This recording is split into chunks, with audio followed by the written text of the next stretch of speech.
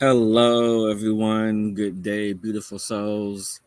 Happy, thankful Thursday. Happy gratitude day. It's a beautiful day today. And so, when I first started this series or videos, I didn't know I was going to be doing 10 sections to this, but I'm glad because it really gives us time to really look within ourselves. And today, in part 10 of understanding the trauma from our past and how it affects our daily space, and just take a moment to breathe into the energies. Because today, what I want to talk about is the collective space. And, the past few years, there's been this talk about toxic masculinity, the rise of divine feminine energy, and sometimes even a whisper or two about toxic feminine energy as well. And this is really important because as a society, we live in these labels.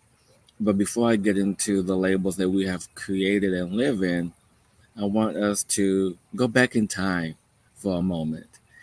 And since there's this tremendous rise of this divine feminine energy, we are coming back into this cycle of the matriarchy rule. And prior, thousands of years ago, probably about close to 3,000 years ago, there was this matriarchal energy on the planet. They were the leaders, women were the leaders. And so now we're coming back into that. And after that, of course, we went into a patriarchy rule of energy, so it was dominated by men. And to really understand this ebb and flow of energy, you have to understand the universal cycles. There's 26,000 cycle that has come to an end, and now we're coming into the new cycle. So with every cycle introduces a new leadership. But what I really want us to understand is that cycles are cycles. Things happen. This is ebb and flow of energy. And with that being said, this new cycle of energy has created a whole new label system of toxic masculinity and the rise of the divine feminine, toxic feminine, and so all these labels, right? And all these labels have created a space of separation. And with the space of separation, we tend to label something good, bad, and toxic. And I really want to get into this toxic masculinity and what is that? We often mislabel things and group things together just so we can better understand it or just cast it aside and not really deal with it. And the word toxic masculinity, that phrase, you know, it triggers me in a way to say that what have we done to where we just label everything or just lump everything together. And when you think of the word toxic, you think of something that's something bad, something that's not good for you. However, in this sense, in this essence, this phrase, this terminology, you know, has gotten, in my opinion, out of hand. That's just me. But in saying that, we have to look at the individual, not the collective. And the individual may have had some past experience that did not serve them. And they carry that shadow energy, the space that which they're not ready to deal with in their life, because that's what the shadow is. The shadow is the energy that we carry that we wish not to confront. Shadow energy is the energy that we wish not to confront. And so with that, some people get labeled toxic or bad or this or that or what have you.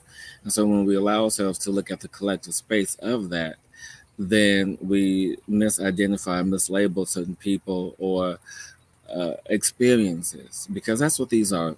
We're here on the planet having experiences, allowing ourselves to be the best version of who we are. And so now that we're coming back into the energy, this new cycle of the matriarchy, people say, oh, you got to embrace your divine feminine, you got to embrace your divine feminine. yes, this is true, but also too, you have to have balance in this. You have to have balance in the energies. So you have to have the divine masculine, the divine feminine. There's all this energy that you have to really allow yourself to embody the beingness of the feminine and the doingness of the masculine. Is that balance that keeps everything in flow, the balance that keeps everything moving, the balance that keeps everything intact. And without this balance, then everything falls apart. Just because we're entering in this new cycle where it's more matriarchal and the women are the leaders, doesn't necessarily say that the men aren't doing their part. The men are holding and honoring that space too. And so we have to allow ourselves to face what we have to face, confront what needs to be confronted, and just really be free from these other labels, because labels as a collective doesn't sit well with everyone. It personally doesn't sit well with me. Just because you label one thing or a collective, sense of self, one thing doesn't mean that everyone identifies with that. And so when we allow ourselves to embody the I am, the trueness, the essence of creator source energy, then we can really get the wheels to move and really step forth in the newness that we are creating, in the balance of energy, the harmony of energy that we are allowing for ourselves to be finally free of these labels, because this toxic masculinity, this toxic this, and the identifiers, the symptoms of your toxic masculine energy. If you have X, Y, and Z, you know, pish posh, it is what it is. We have to really step into the embodiment of who we are, where we are, our role and purpose, to really sit forth in the energy, and just really allowing for that energy to be present with us, because that's what it truly is. That's what it is. That's what it truly is, and that's what we have to allow ourselves to come to. And with the energy of us stepping into that, we then can allow more. And it's the more that brings balance and harmony. It's the more that we allow ourselves to see. And when we open ourselves to seeing, to stepping into that, then more will show up. And so, people, honor yourself, clear your trauma, and step into the newness that is emerging right now. Because now is the time to do it, because we're sitting at the gateway of fourth dimensional energies leading to fifth dimensional space time. And before we can get to fifth dimension, we have to get clear the energies of self, the shadow, all that stuff, all the stuff that we no longer want. We have to clear that. We have to clear our field, to clear that space, and move into that. And the best way to do that is to see someone like myself, or someone in your area, or online, someone who specializes in clearing traumatic energies, shadows, which I do all the above. And if you want to know more about what I do, click on the link in the description. And if you're in the Fort Myers, Cape Coral area, you can click on the link in the description to schedule in-person sessions. And I am doing my first live in-person event Sunday at the Traveling Therapist here in Fort Myers, so Florida, in Southwest Florida. So you guys,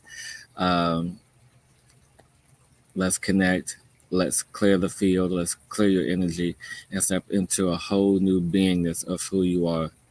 Until next time, everyone, have a beautiful day.